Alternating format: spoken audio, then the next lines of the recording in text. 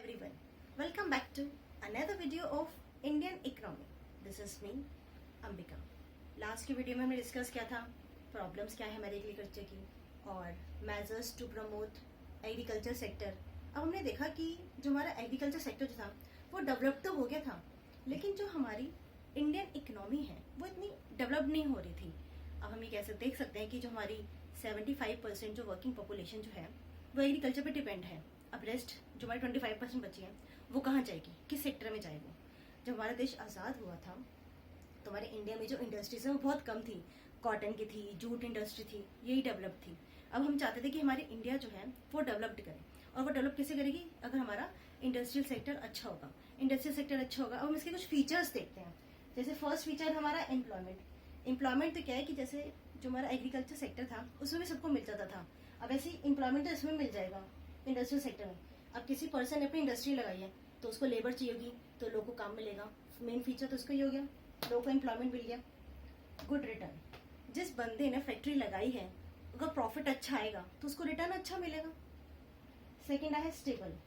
अब फार्मिंग में, एग्रीकल्चर में क्या होता है कि कुछ पीरियड ऐसा होता है कि फार्मर्स के पास कोई काम नहीं होता, लेकिन इंडस्ट्री सेक्टर में ऐसा कुछ भी नहीं है. इंडस्ट्री सेक्टर में आपकी जो जॉब जो है वो स्टेबल है. Modernisation and prosperity. अब इसमें क्या है कि हमारा जो इंडस्ट्रियल सेक्टर है उसमें रिटर्न अच्छा है. रिटर्न अच्छा है, लोगों के पास मनी आएगा तो क्या है, उनका जो स्टैंडर्ड ऑफ लिविंग जो है वो भी इंक्रीज होगा. Modernise agriculture. मॉडर्नाइज एग्रीकल्चर में कहते हैं कि जैसे अब हम पहले ट्रैक्टर जो थे वो बाहर से मंगवा रहे थे, इम्पोर्ट कर रहे थे, लेकिन अब हमने क्या है खुद ही अपने ट्रैक्टर बनाने शुरू कर दिए हैं. तो हम इसको, ये वाले पॉइंट को अगर हमने खुद ही बनाने शुरू कर दिए हैं तो हम उसको अपने एग्रीकल्चर में यूज कर सकते हैं. पहले हमें बाहर से मंगवाने पड़ रहे थे, तो इस पॉइंट को हम कह सकते हैं अपना कि ये हमारी मॉडर्नाइज एग्रीकल्चर हो रही. तो ये तो थे हमारे सारे मेन फीचर्स जो है इंडस्ट्रियल सेक्टर के. अगर हम इंडस्ट्रियल सेक्टर पे फोकस करें तो हमारा इसमें क्या है, रिटर्न बहुत अच्छा है. जैसे कि इसमें लोगों को एम्प्लॉयमेंट मिल गया था, रिटर्न बहुत अच्छी है, स्टेबल है, मॉडर्नाइज एंड प्रॉस्पेरिटी है. मीन्स इसमें पैसा बहुत है.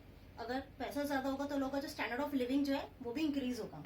मॉडर्नाइज एग्रीकल्चर क्या है कि मीन्स अगर हम प्रोडक्शन जो है यहीं पे चालू कर देंगे तो इससे हमारे फार्मर्स को भी फायदा होगा. इसलिए ये सारे इसके इंडस्ट्रियल सेक्टर के बेनिफिट्स थे. आता है कि जो हमारा जो इंडस्ट्रीज है उसको कौन ऑपरेट करेगा, प्राइवेट सेक्टर के हाथ में दे या पब्लिक सेक्टर के हाथ में दे, हमारी गवर्नमेंट देखे, इसको कौन देखे.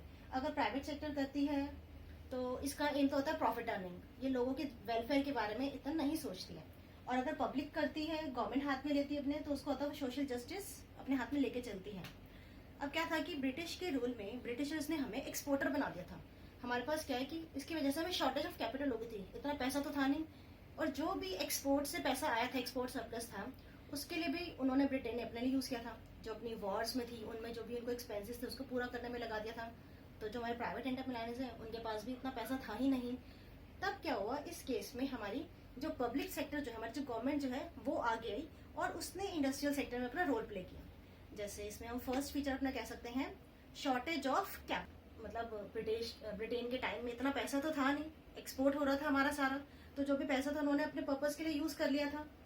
तो उन्होंने देखा था कि प्राइवेट एंटरप्रेन्योर्स के पास पैसा तो है नहीं, तो वो कैसे इंडस्ट्रियल सेक्टर में अपना पैसा लगाएंगे. तब यहाँ पे गवर्नमेंट ने इंपॉर्टेंट रोल प्ले किया थ्रू पब्लिक सेक्टर अंडरटेकिंग. फिर सेकंड आता है lack of incentives for private sector. अब मीन्स अगर प्राइवेट सेक्टर ने किसी तरह फंड्स को, मनी को इकट्ठा भी कर दिया कि नहीं चलो हमें इंडस्ट्रियल सेक्टर में इन्वेस्ट करना है, तब क्या प्रॉब्लम थी. प्रॉब्लम ये थी इंडियन मार्केट की. इंडियन मार्केट इतनी बड़ी नहीं थी and low level of demand industrial goods. Industrial goods की इतनी डिमांड नहीं थी और एक इंडियन मार्केट भी नहीं थी.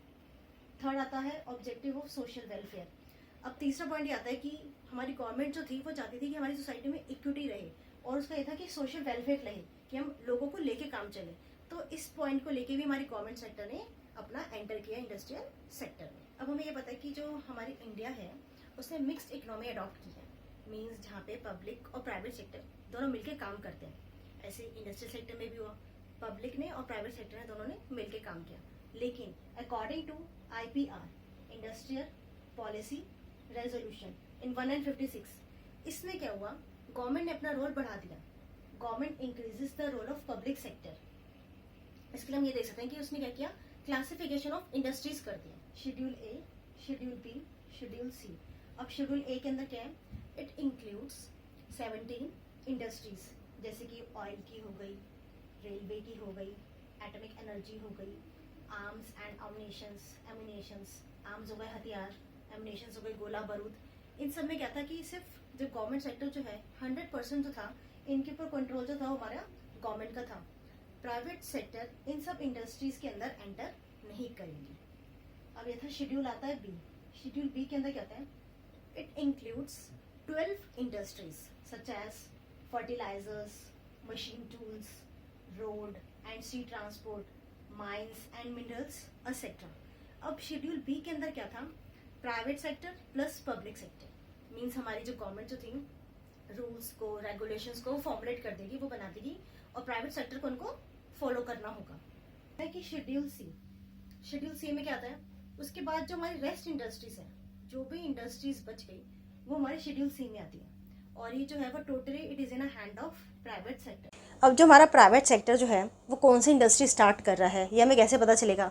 हो सकता है कि जो वो इंडस्ट्री है वो शेड्यूल ए में आ रही हो या फिर शेड्यूल बी में आ रही हो। तो इसके लिए गवर्नमेंट ने स्टार्ट किया कि हम लाइसेंस इशू करते हैं। लाइसेंस इशू करेंगे तो हमें पता चल जाएगा कि वो कौन सी फैक्ट्री जो है या कौन सी इंडस्ट्रीज जो है वो सेटअप कर रहा है। अब इसमें क्या था, इसको हम बोलते हैं इंडस्ट्रियल लाइसेंसिंग।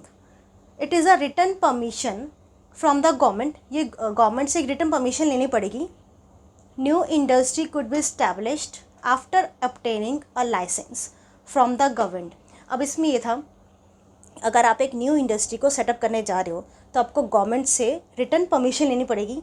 ओनली तभी सिर्फ आप अपनी न्यू इंडस्ट्रीज़ को सेटअप कर सकते हो। हम किस किस एरियाज़ में हमें ज़रूरत पड़ेगी कि हम गवर्नमेंट जो है वो लाइसेंस इशू करेगी, इंडस्ट्रियल लाइसेंस।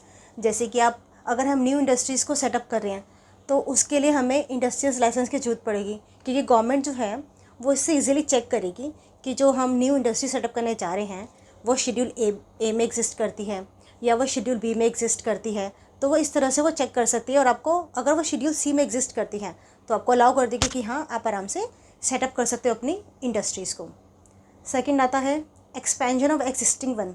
मीन्स आपकी पहले से कोई इंडस्ट्री चल रही है, अगर आप उसको एक्सपेंड करने की सोच रहे हो तो इस केस में भी आपको इंडस्ट्रियल लाइसेंस की ज़रूरत पड़ेगी।